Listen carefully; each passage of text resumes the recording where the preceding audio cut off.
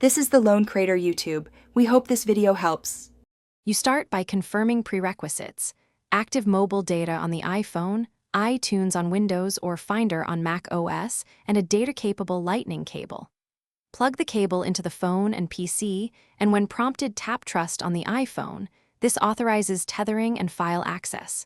Make sure mobile data is enabled in Settings Cellular. Without it, the PC won't get internet. Once done, keep the phone unlocked long enough for the computer to recognize a new network interface. Now you enable tethering on the phone and configure the PC. On the iPhone, go to Settings Personal Hotspot and turn it on. Note the Wi-Fi password shown, though USB doesn't use it. On Windows, open Settings Network and Internet and verify a new Apple mobile device Ethernet adapter appears. On Mac OS, check System Preferences Network for iPhone USB.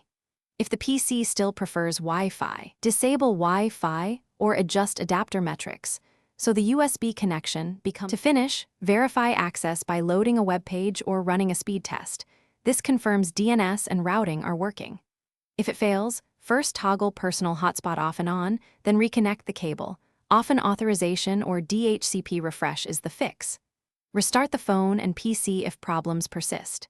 If still blocked, replace the cable, disable any VPNs, and update iTunes or network drivers. These steps resolve most driver, authentication, or routing issues and restore the USB internet link. Thanks for watching. Consider subscribing if we helped you.